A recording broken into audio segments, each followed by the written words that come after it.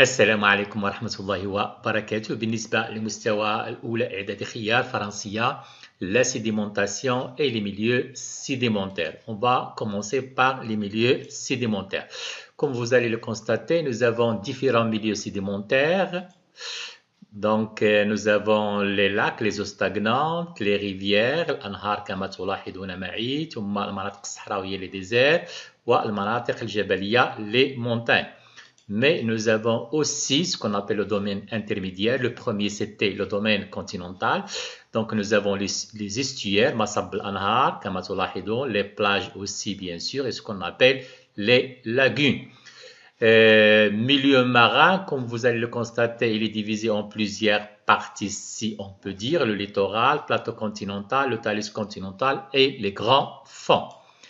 Alors, comme nous l'avons déjà dit, on distingue trois domaines sédimentaires: continental, sur le continent hors de l'influence de la mer; intermédiaire, elle représente le domaine de transition entre le milieu marin et le milieu continental; et enfin, bien sûr, le milieu marin, il est localisé sous le niveau des plus basses eaux marines, hors de l'influence directe des continents.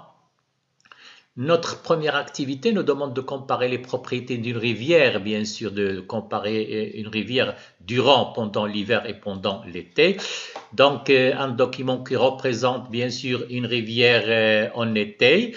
On constate, bien sûr, comme l'indique le document, qu'il est moins profond, 10 cm, le courant il est faible. De nombreux cailloux sont déposés sur la rive convexe. Alors qu'en hiver, on constate que notre rivière est plus profonde, 90 cm d'eau, le courant est plus fort. C'est pour cela, bien sûr, on a consolidé bien sûr la rive concave par des blocs de granit, bien sûr, pour éviter l'érosion. Comme nous l'avons déjà dit, donc pendant l'été, pendant l'hiver, nous l'avons déjà mentionné, on a déjà parlé de ceci. Voilà. Deuxième activité, déterminer les conditions de sédimentation dans le milieu fluviatile. Pour cela, on va suivre bien sûr ce document animé. Donc, nous avons une rivière, comme vous le constatez, des blocs, des galets, des grains de sable et bien sûr des particules d'argile.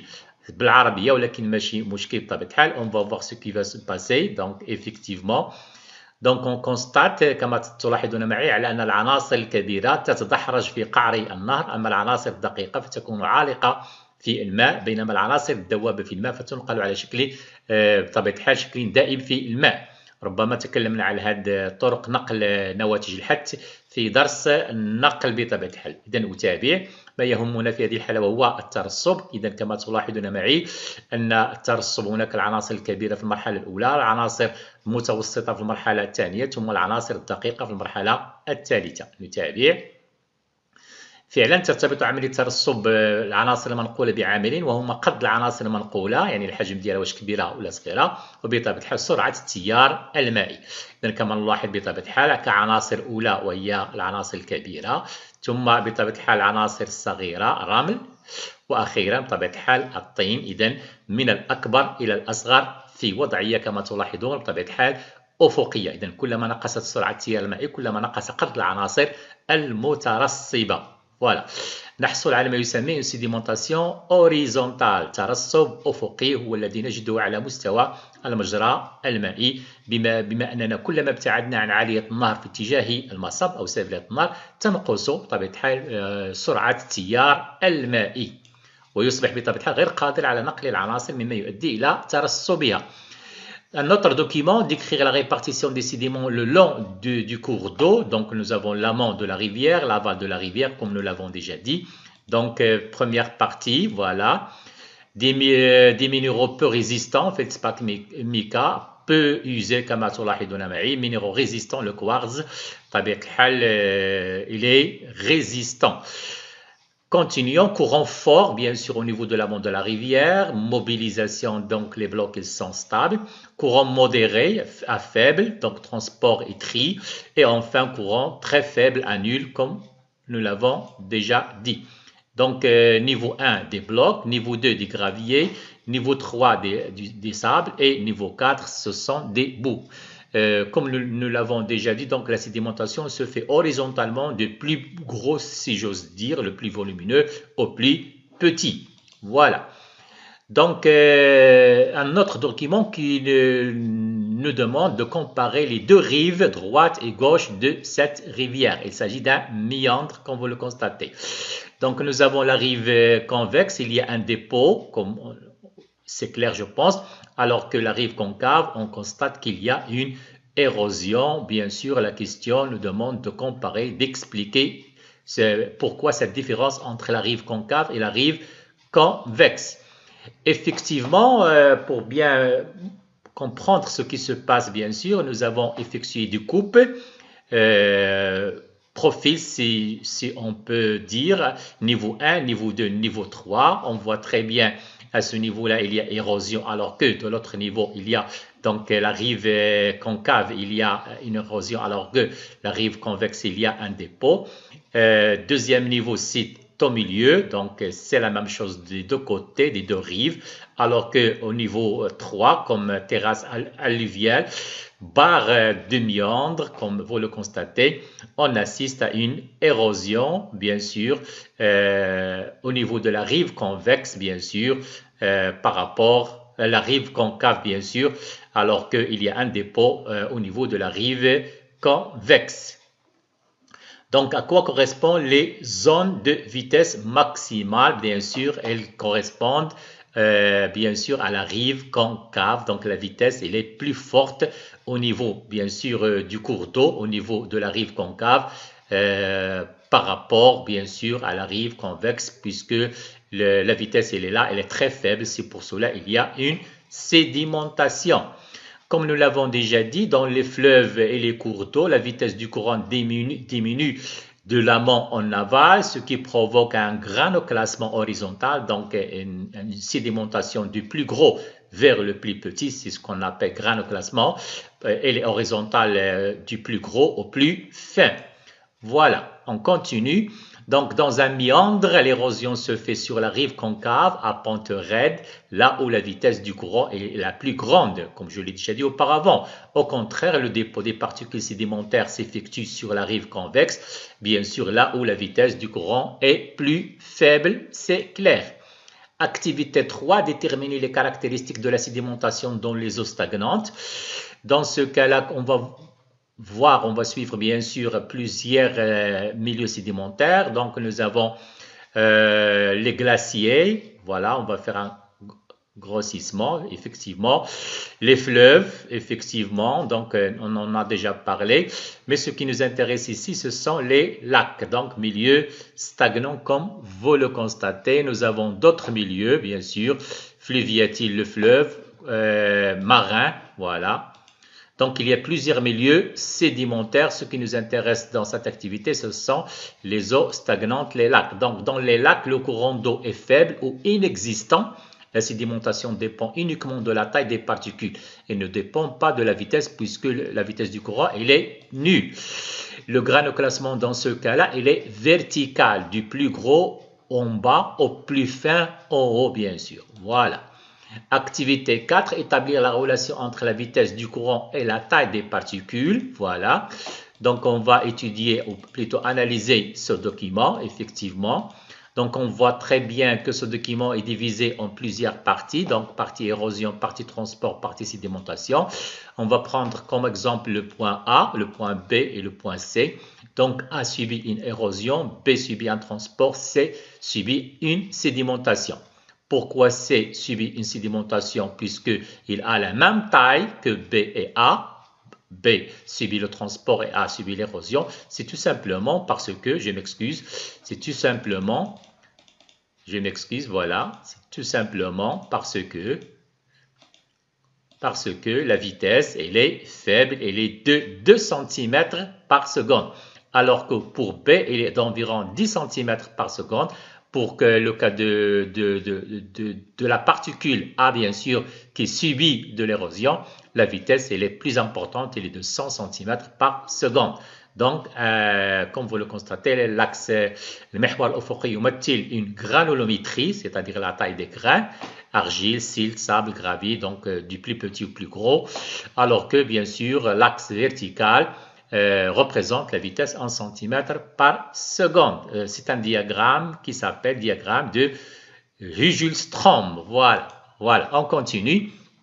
Donc les particules 0,1 mm, 10 mm, 1000 mm, donc la vitesse du courant qui permet le dépôt, comme je l'ai déjà dit, donc 0,25, 20 cm par seconde et 900 cm par seconde. Donc, en résumé, plus la taille des particules détritiques est élevée, plus la vitesse du courant qui permet leur dépôt est élevée également. La force du courant et la taille des particules transportées sont deux facteurs déterminants de la sédimentation. Voilà. Donc, activité 5, déterminer les conditions de sédimentation dans les lagunes. C'est un document qui représente اللاجون ما نسميه باللغه العربيه اللاغون. اذا اللاغون ما هو الا منطقه كحوض مائي بطبيعه مجاور للبحر لكن له اتصال ضيق مع البحر بحيث لا يتجدد الماء على مستوى اللاغون بشكل مستمر ودائم. Alors, comme je viens de le dire, la lagune est un milieu où l'eau se trouve piégée temporairement, sans alimentation, sans renouvellement de l'eau, grâce à une barrière naturelle. Je m'excuse. Voilà. Donc, l'eau de la mer est riche en sels solubles, voilà, sodium, potassium, etc. Dans la lagune, l'évaporation entraînera la sédimentation des sels, gypse, carbonate de calcium, etc. Comme vous le constatez, suite à l'évaporation, on va assister à la sédimentation des sels qui étaient solubles dans l'eau de mer. Le premier type de sel qui sera sédimenté, c'est le carbonate de calcium, suivi par le gypse, suivi par le chlorure de sodium.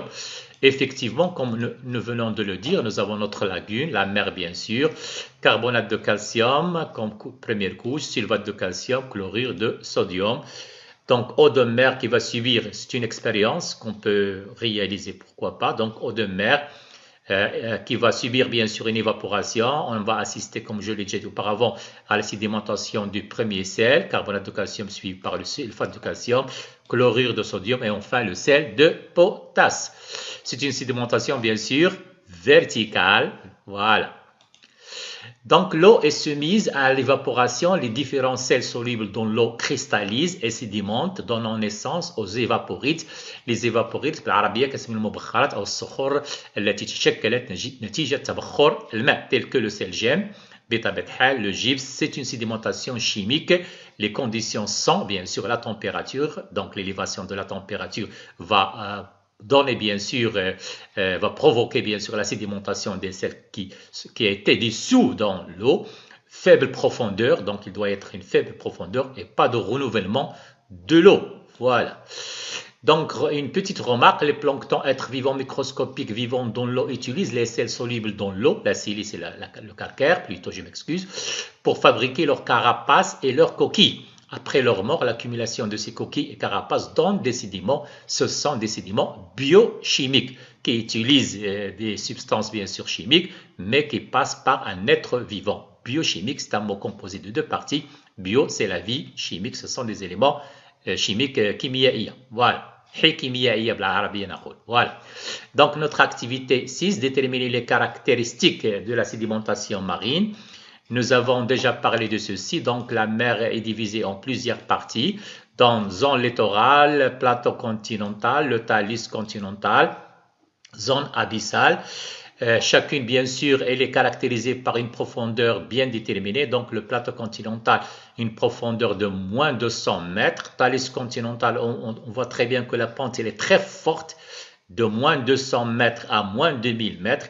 La zone abyssale, donc de moins de 2000 mètres à moins 5000 mètres. Et les grands fonds, ce sont bien sûr des profondeurs plus de moins 5000 plutôt mètres. Voilà. Comme nous venons de le dire, donc au niveau de la zone littorale, profondeur entre 0 et 60 mètres, la vitesse elle est très forte, sédiment bloc galets, taille entre 10 et 256 mm. Plateau continental, profondeur, la vitesse du courant bien sûr, les sédiments ce sont des graviers, la taille comme vous le constatez, le talus continental, etc., plaine abyssale.